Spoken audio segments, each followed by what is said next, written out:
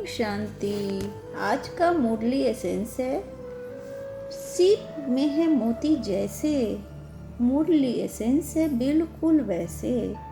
होली हंस बन ज्ञान रतन, चुगना है ऐसे तब बन पाएंगे हम बिल्कुल बाबा जैसे। बाबा ने कहा, ओम शांति।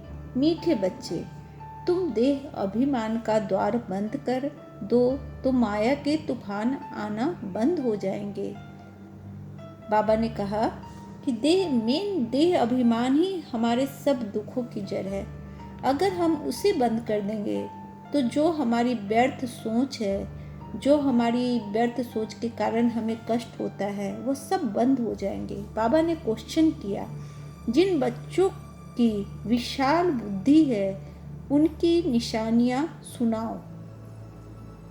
तो बाबा ने कहा, उन्हें सारा दिन सर्विस के ही ख्यालात चलते रहेंगे। दूसरा जो है वह सर्विस के बिगैर रह ही नहीं सकते।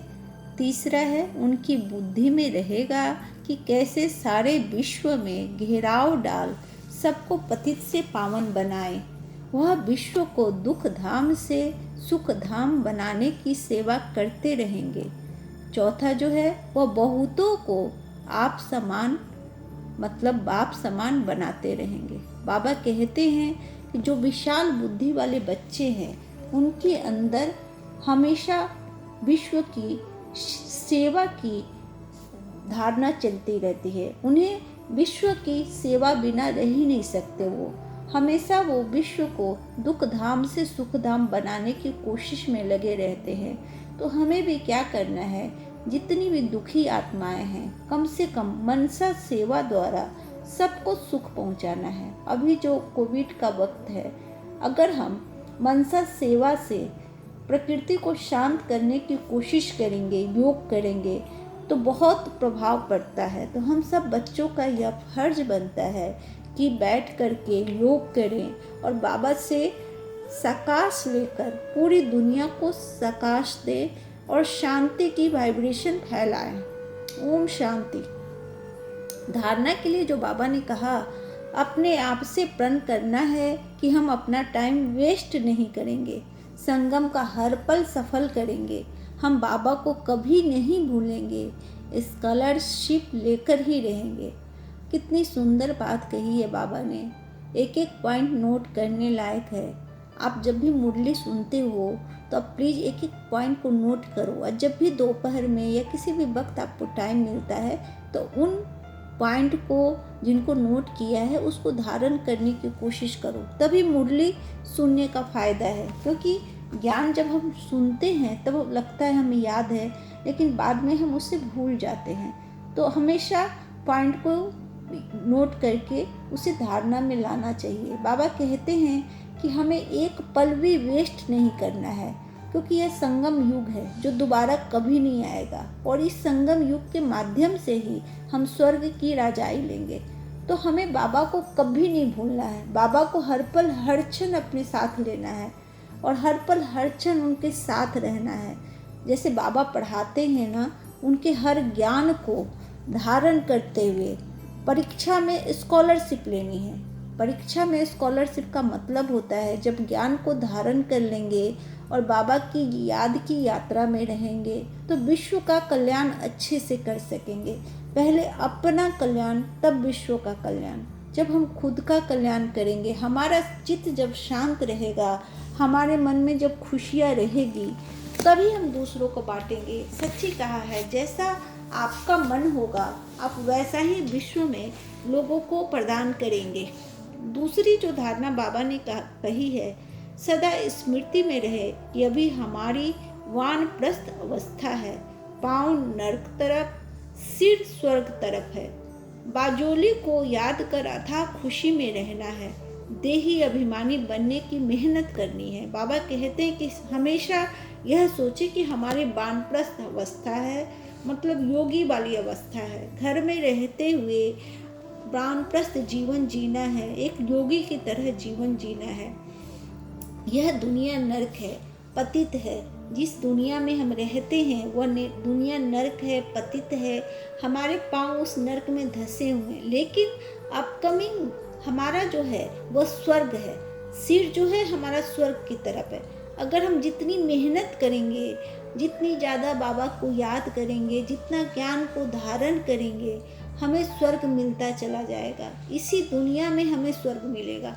अगर हम अच्छी धारणा के साथ चलते हैं, ज्ञान के साथ चलते हैं, योग के साथ चलते हैं, बाबा को साथ लेके चलते हैं, तो इसी दुनिया में आपको स्वर्ग की अनुभूति होती है। स्वर्ग का मतलब कहने का है कि खुशी, मन से खुशी और आनंद। मन से जब खुशी और आनंद है तो वही तो स्वर्ग है। आपके पास कितनी भी प्रॉपर्टी हो, कितना भी बैंक बैलेंस हो, लेकिन मन में अगर खुशी नहीं है, मन में शांति नहीं है, तो वह सब बेकार है। लेकिन आपके पास कुछ नहीं है, लेकिन मन में खुशी और शांति है, तो आप समझिए कि आपको स्वर्ग मिला हुआ है। तो इसी जन्म में हम स्वर्ग प्राप्त करते हैं बाबा की याद से, और साथ में ही 21 जन्मों की वर्षा भी लेते हैं, क्योंकि बाबा कहते हैं यह संगम युग है और इसके बाद सतयुग आने वाला है। अगर अभी अच्छा कर्म करेंगे तो आगे चल के सतयुग में राजा पद को प्राप्त करेंगे। बाबा बहुत अच्छी बात कहते हैं, माने अथाह खुशी में रहना है और देह अभिमानी बनने की मेहनत करना है, देही अभिमानी बनने की। क्योंकि ये बहुत मेहनत लगती है इसको करने में, क्योंकि हम बार बार देह भान में आ जाते हैं, बार बार हमें क्या होता है, गुस्सा आ जाता है। माने इस तरह की धारणाएं नहीं होनी चाहिए। मैं भी कोशिश करती हूँ, लेकिन मेरे साथ भी कभी कभी हो जाता है। तो स्थिति ये है कि जितना बाप की याद में रहेंगे, जितना बाबा की याद में रहेंगे, उतनी ही ज़्यादा आपके अंदर शांति आती चली जाएगी, खुशियाँ आती चली जाएगी। लेकिन मेहनत करनी पड़ेगी, बहुत मेहनत। बाबा कहते हैं कि बहुत काल की मेहनत से आप देही अभिमानी बनते हो। आज का जो वरदान है, अपनी पावरफुल वृत्ति द्वारा पतित वायुमंडल को परिवर्तन करने वाले मास्टर पतित पावनी भव। अगर आपकी प्रवृत्ति पावरफुल होगी तभी आप इस पतित वायुमंडल को परिवर्तित कर सकते हो। तो बाबा ने तो वरदान दे दिया कि आप मास्टर पतित पावनी भव, लेकिन हम उसको कैसे निभाते हैं, कैसे अपने आप को उतना ज़्यादा पवित्र करते हैं कि हम वातावरण को भी पवित्र कर दें। क्योंकि कहते हैं ना कि मंदिर में जब हम जाते हैं तो मंदिर की जो वाइब्रेशन होती है वो कितनी अट्रैक्ट करती है, कितना वहाँ खुशनुमा माहौल लगता है, कितनी शांति लगती है। तो वायुमंडल का जो खेल है वह सिर्फ वाइब्रेशन पर निर्भर करता है। जैसी वाइब्रेशन हमारी होगी वैसी ही वृत्ति होगी और वैसा ही हमें वहाँ का वायुमंडल लगेगा। तो कहने का मतलब है कि बाबा कहते हैं कैसा भी वायुमंडल हो, लेकिन स्वयं की शक्तिशाली वृत्ति वायुमंडल को बदल सकती है। माने कैसा भी वायुमंडल हो, कितना भी गंदा वायुमंडल हो, लेकिन आपकी स्थिति अच्छी है, अगर आप परमात्मा की याद में लीन हैं, अगर परमात्मा की याद को अपने दिल से लगाए हुए हैं, बाबा का ज्ञान है, तो उस वायुमंडल को आप बदल सकते हैं। वायुमंडल विकारी हो लेकिन स्वयं की वृत्ति निर्विकारी हो। जो पतितों को पावन बनाने वाले हैं वो पतित वायुमंडल के वशीभूत नहीं हो सकते। बाबा कहते हैं कि जो पतितों को पावन बनाने वाले हैं, बाबा तो पतित को पावन बना रहे हैं और हम बाबा का सहयोग कर रहे हैं। तो हम लोग इस पतित वायुमंडल के वशीभूत नहीं हो सकते। हमें अपनी पवित्र भावना के द्वारा, अपनी मंशा के द्वारा इस दुनिया को पावन बनाना है, बाबा की मदद करनी है, बाबा का हाथ में हाथ बटाना है, फरिश्ता बनना है और फरिश्ता बन करके पूरी दुनिया में शांति फैलानी है, सुख फैलाना है। इस दुखद दुनिया से लोगों को निकालना है। मास्टर पतित पावनी बन स्वयं की पावरफुल वृत्ति से अपवित्र व कमजोरी का वायुमंडल मिटाओ। उसका वर्णन कर वायुमंडल नहीं बनाओ। कमजोर व पतित वायुमंडल का वर्णन करना भी पाप है। आज बाबा ने बहुत बड़ी बात कही है, बहुत सोचने वाली बात है। मतलब अगर गूढ़ चिंतन करते हैं, आज जो कोविड का वक्त है, हम लोग दिन रात कहते हैं कि यहाँ फैला है कोविड, उसको हो गया कोविड। आज पूरी मीडिया में हर जगह कोविड कोविड कोविड, मतलब हम इतना वर्णन कर रहे हैं, जितना वर्णन करें वह फैलता ही जा रहा है। तो बाबा का कहना है कि पतित जो वातावरण है उसका वर्णन नहीं करना है, हमें मनसा द्वारा उसे ठीक करना है। आज हम लोग दिन रात यही बातें कर रहे हैं, इसके कारण ही यह अपनी सीमा को पार कर चुका है। आज हमें प्रकृति को शाकाश देना है, प्रकृति को हेल्प करनी है, और यह जो बीमारी है इसे दूर करनी है। तो इसका वर्णन नहीं करना है, इसे शांति का संदेश भेजना है। बहुत अच्छा है कि सारे लोग मिल करके योग करें। योग अगर करते हैं वायुमंडल को शांत करने के लिए, तो उससे प्रकृति शांत होगी और यह बीमारी हमेशा के लिए हमसे दूर चली जाएगी। क्योंकि हम लोग इतना वर्णन करते हैं इस बीमारी का, अखबार से लेके हर व्हाट्सएप पे, और हर इंसान इसका वर्णन करता है, फ़ोन पे वर्णन करता है। ये बहुत गलत है, हमें वर्णन नहीं करना है, बल्कि इसे दूर करना है। दूर करने के लिए योग का बल चाहिए। योग का बल हमें तभी मिलेगा जब हम बाबा से अपना कनेक्शन जोड़ेंगे। मतलब बाबा कहते हैं अगर पतित वायुमंडल है, अगर हम उसका वर्णन करते हैं तो वो बहुत बड़ा पाप है। तो हम लोग सच्ची में पाप कर रहे हैं, बहुत बड़ा पाप कर रहे हैं। इस पाप से हमें बचना है। अभी जहाँ से मैं मुरली सुनती हूँ, आप लोग भी सुन सकते हैं, बहुत अच्छी मुरली बोलती हैं, उषा दीदी हैं। तो जूम के माध्यम से मैं उनका नंबर डाल दूँगी, आप पहले मेडिटेशन कोर्स करें, फिर मुरली सुना करें। आज वहाँ सबने तय किया कि 6:30 बजे से 7:30 बजे अगर हम योग करते हैं विश्व को शांत करने के लिए और इस बीमारी को दूर करने के लिए, तो बहुत अच्छा रहेगा। तो हम लोगों ने योग शुरू करने का सोचा है, और मैंने तो शुरू भी कर दिया है योग करना। आप भी शुरू करें, बैठें और दुनिया को शांति प्रदान करें। इस दिमाग में, अपने मन में साकाश से कि किसी भी तरह ये बीमारी चली जाए, इसका वर्णन नहीं करें। आज का जो स्लोगन है, अब धरनी में परमात्मा पहचान का बीज डालो तो प्रत्यक्षता होगी।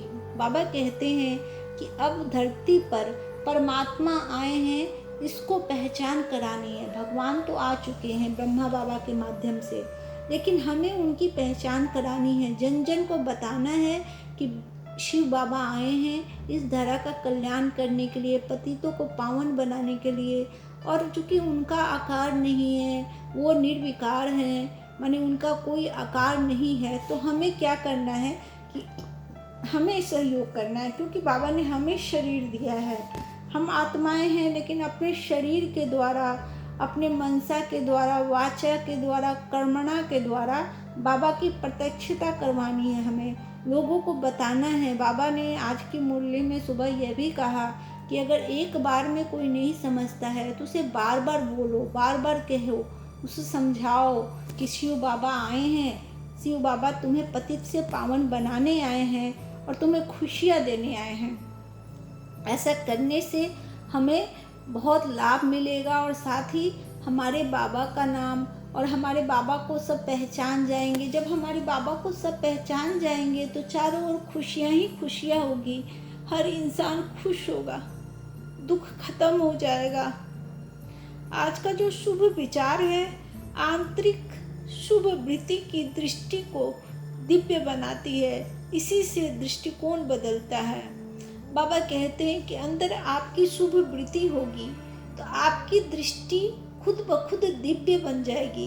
क्योंकि सबसे आज का जो वक्त है, इंसान के अंदर वृत्ति ही अच्छी नहीं है। सब इंसान दुख में है, कष्ट में है, और एक दूसरे की बुराई करते हैं, एक दूसरे को देख के जलते हैं, असंतोष करते हैं। ये सब बहुत खराब बात है।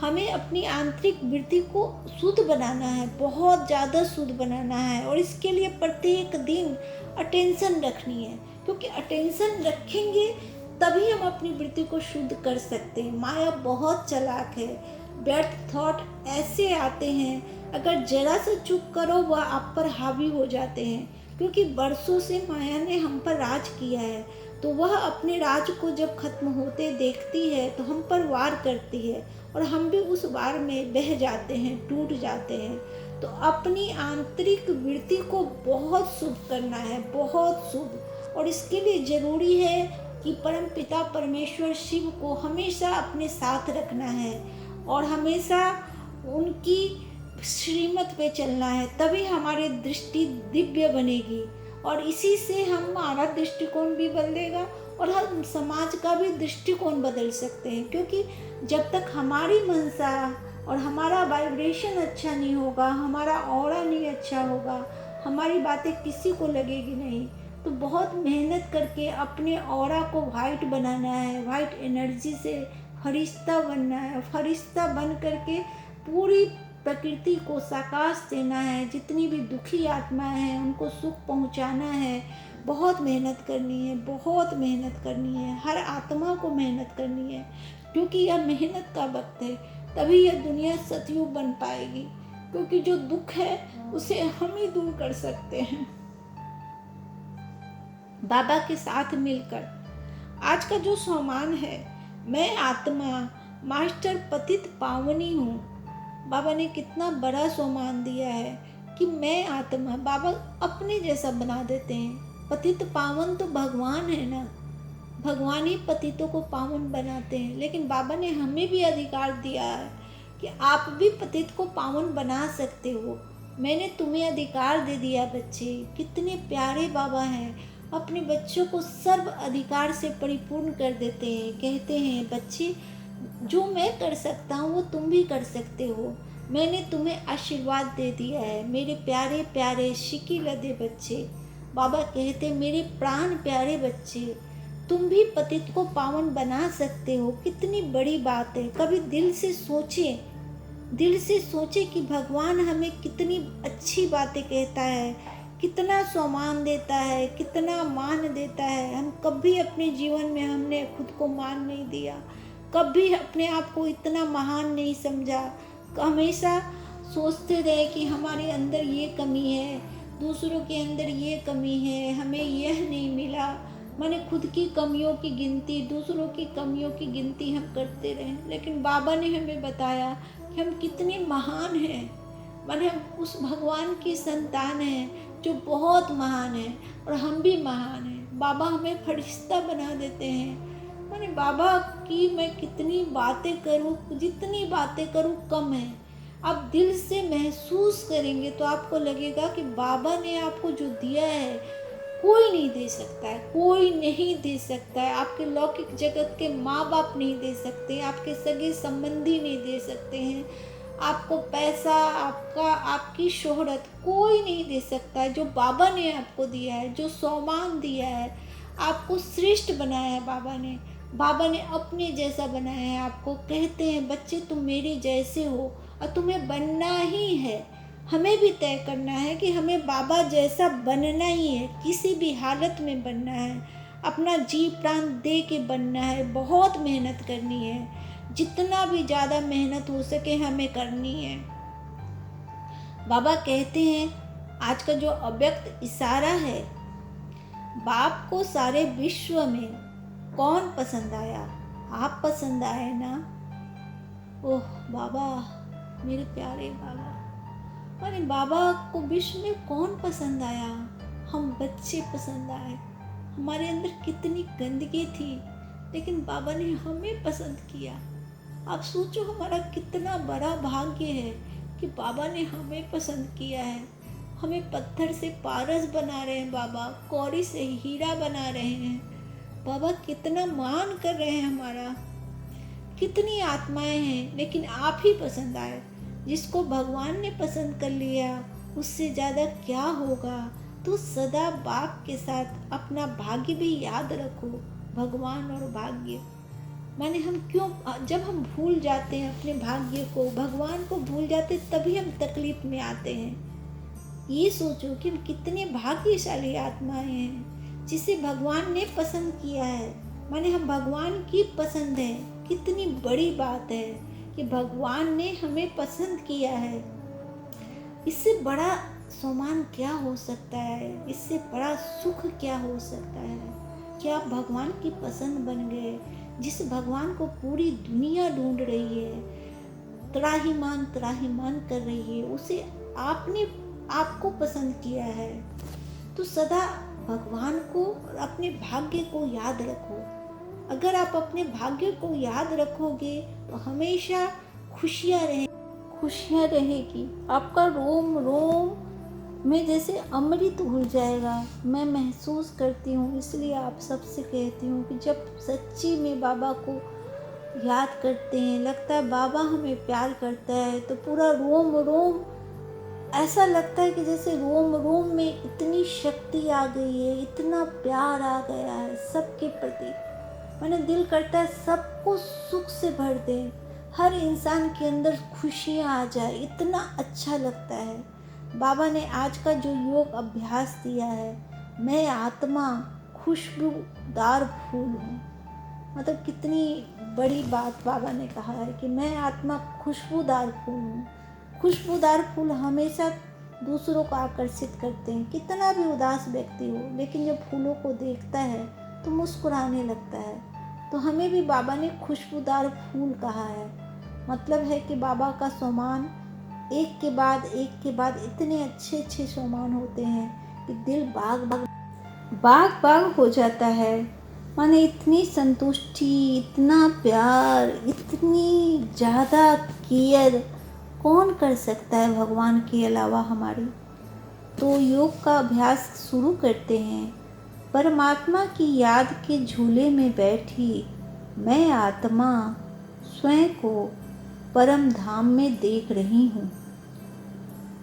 शिव बाबा से 7 गुणों की किरणें निकलकर मुझ आत्मा में समा रही है और मैं आत्मा खुशबूदार फूल बन चारों ओर की दिशाओं में अपनी खुशबू महका रही हूँ। हर आत्मा अल्लाह के बगीचे का फूल अर्थात निर्विकारी बनती जा रही है। बहुत सुंदर योग अभ्यास है। आप इन लाइनों को लिख लें, नोट कर लें और जब भी फुर्सत मिले ज़रूर इस योग का अभ्यास करें। आज का जो चिंतन है, मैं अल्लाह के बगीचे का फूल हूँ, इसलिए किसी को भी कांटा नहीं लगाना है, अर्थात दुख नहीं पहुँचाना है। बाबा ने कहा है कि आप फूल हो, इसलिए किसी को भी कांटा नहीं लगाना है, किसी को दुख नहीं देना है, बिल्कुल नहीं देना है। चेक करें मेरे अंदर किसी प्रकार की बदबू अर्थात कोई विकार तो नहीं है। हमेशा चेक करते रहना है। बाबा बार बार अटेंशन देने की बात करते हैं। बाबा कहते हैं कि खुद पर अटेंशन अगर दोगे तो टेंशन से मुक्त हो जाओगे। तो अगर हमें अटेंशन नहीं देंगे तो हमारे अंदर बदबू फैल जाएगी, विकारों की बदबू। और ये कितनी, आप सोच के ही देखो कि अगर बदबू हमारे शरीर में फैल जाएगी तो क्या बाबा हमारे पास आएंगे? कभी नहीं आएंगे। क्या बाबा को हम अपना साथी बना पाएंगे? कभी नहीं बना पाएंगे। तो हमें खुशबू बनना है, हमें फूलों की खुशबू बनना है, हमें फूलों का बगीचा बनना है, भगवान का बगीचा बनना है। किसी को दुख नहीं देना है, किसी भी हालात में नहीं देना है, न खुद को देना है न दूसरों को देना है। हमेशा सबके खुशी की बात करनी है, सबको आशीर्वाद देना है, मनसा सेवा करनी है। मैं निराकारी, निर्विकारी, निरअहंकारी स्थिति में स्थिर रहकर सतयुगी दुनिया में जाने के लिए तीव्र पुरुषार्थ कर रही हूँ। हमेशा बाबा ने जाते वक्त कहा था, निर्विकारी, निराकारी, निर्विकारी, निरअहंकारी। मतलब निराकार रूप में खुद को आत्मा समझते हुए, निर्विकारी, बिना विकार के, माने सारे विकारों से दूर होकर, निरअहंकारी, अपने अहंकार का त्याग करके सतयुगी दुनिया में जाने के लिए तीव्र पुरुषार्थ हमें करना है। बहुत मेहनत करनी है, भाई बहन बहुत मेहनत करनी है, क्योंकि इस जीवन का जितना भी समय बीत गया उसको हम वापस नहीं ला सकते। लेकिन जो समय बचा है उस समय में हमें बहुत सेवा करनी है, बाबा की याद में रहना है, मुरली सुनना है, क्योंकि हमें अपने जीवन की कमाई करनी है। हम परिवार के लिए इतना कुछ करते हैं, लेकिन क्या परिवार हमारे साथ जाता है? नहीं जाता है। हमेशा सोचे अकेले आए हैं, अकेले जाना है, और हमारा साथी सिर्फ परमात्मा है। और उस साथी के साथ हमें योग लगाना है, दिल लगाना है, तभी हम खुद भी खुश रख पाएंगे और दूसरों को भी खुशी दे पाएंगे। ओम शांति।